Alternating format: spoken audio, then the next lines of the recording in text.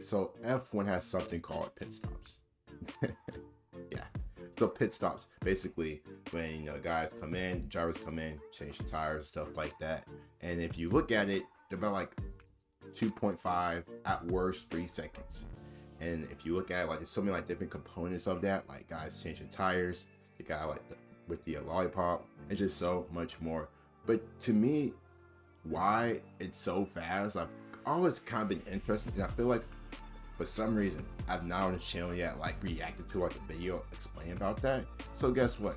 We are finna check out today. Shout out to Neo Arcade Ghost Gym and see why F1 pit stops are just so fast. Without further ado, let's check it out. Let's see what's on. Boys and girls, don't forget to like the video, sub as well. As always, it is race week. Brazilian GP. I can't wait. It's gonna be a good one. It's gonna be a great one. Let's check it out. This is a Formula One pit stop in real time. Within just 2.5 seconds, all 4 tires are changed and even the car's setup was modified. And to understand how that is possible, I've animated the entire thing so we can take a look at it in slow motion. That's pretty cool. The first factor determining the speed of the stop is how well the driver manages getting into the pits. Every pit lane has a strict speed limit. On tracks with particularly tight or short layouts like Monaco, the speed is capped at 60 km an hour. But on most circuits, it's 80 or about 50 mph. In order to lose little time, the driver tries to brake as late as possible when entering the pit lane. Once past this line, the driver presses a dedicated button on the steering wheel that locks the car to the speed limit. Oh, shit. Okay, that part I did not know. Because I honestly thought it sounds crazy because we have been doing F1 fight a couple of years now. I thought they just apply like the brakes to like slow down. I didn't know they actually like press a button to like make the car like set to a certain speed and enter the pits, which makes sense because we don't want any like bad accidents or flags or penalties for driving too fast. And but that that does make sense. That does make sense. Now that I am thinking about it, that makes sense. Next, the driver turns into the box and has to place the car as precise as possible, as the entire pit crew is positioned with pinpoint accuracy. If the driver overshoots even slightly, the whole team has to adjust, stepping forward to compensate and wasting valuable time. You know how many reps that is to like perfect To help the driver nail their mark, teams use a mechanical arm with an arrow in the pit box, and the perfect stop happens when the front tires line up exactly beneath that arrow. One of the boldest roles in the pit crew belongs to the front jack operator. I cannot do that. This person stands directly in front of the car, positioning the front jack so that it catches just a bit of momentum from the nose cone as the car comes to a halt. Then, in one smooth motion, the operator lifts the car from the front. At the same time, behind the car, the rear jack operator gets into position. Since they need to leave room for the car to enter, they're slightly slower than the front jack, but the moment the car stops, they also slide a jack into place, lifting the back wheels. Meanwhile, on either side of the car, 2 stabilizers step in. Their job is to absorb the sudden jolts from lifting, making sure it's perfectly aligned for the stop. For changing the actual tires, the wheel change crew consists of 12 people, 3 for each tire. At the center of each team is the person holding the wheel gun. Right. Even before the car stops, this person is tracking its movement, aligning themselves so they can instantly lock onto the wheel nut and apply torque the moment they get a chance. Unlike regular car wheels, which are typically fastened with 5 bolts, an F1 tire is secured with just one single lug nut, precision manufactured with multiple pawls that the wheel gun can lock onto. The wheel guns themselves are custom made for this purpose and require immense strength to operate. So I guess the guy who has like the gun, the guy who has the gun, I would assume he should be some like, pretty big, strong guy, I guess, just because like, you have to make sure like you're getting it tight. Like you can't just do it and just assume it's tight. You know what I mean? So, Hey man, so when I apply to F1, when I get my, mechanical stuff, get that done. Yeah, I probably don't want to do, the tires. I'm good off of that. Let me just be in the data room, just keep it there. I'm good off of that. That is because they can spin at up to 15,000 RPM, enough force to rip it right out of your hands if you aren't ready for it. Since a couple of years, the front of each wheel gun features an LED ring that shows the real-time status to the operator. The exact color coding varies from team to team, but in our example, the gun initially glows white, indicating that it is in loosening mode. As soon as the tire is loose and the gunman releases the trigger, the wheel gun then automatically switches its mode.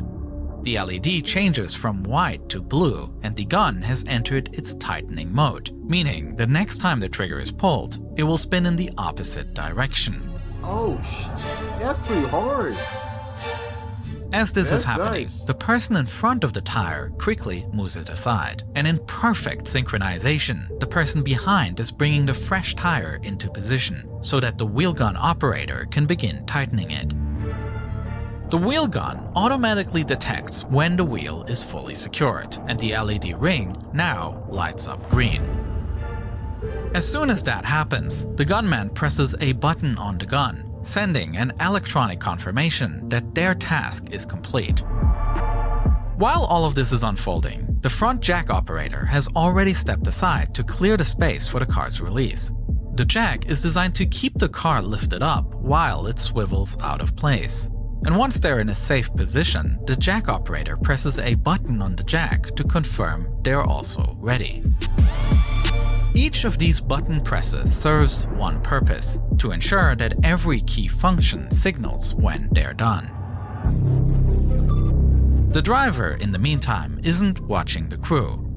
They are focused on a traffic light in front of them, and until every single crew member has pressed their button, it will remain red. Damn, so what if I'm changing the tires, right? And I'm done, but next thing you know, I forget to press my button. So I'm standing there yo, Lando, come on, bro, go. But thing is, he's looking at me what am I doing? And everybody else is looking at me what am I doing? The next thing I know, my button's still red or whatever. So I'm damn, I kind of just messed the race up. I wonder if that has happened before. I wonder if that has happened. Somebody has forgot to press the button.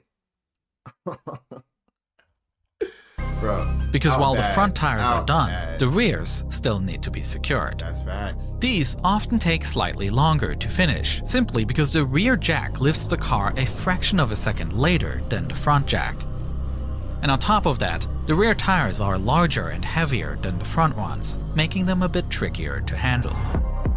Sometimes, a driver will have radioed in a message that they'd like their front wing to be adjusted during the stop. If that is the case, two mechanics step in from the front of the car, each carrying a pre-programmed torque driver. They insert it into designated holes on the front wing, and the torque driver rotates a screw by a precise number of turns, adjusting the angle of the front wing, which changes the car's aerodynamics. That happens?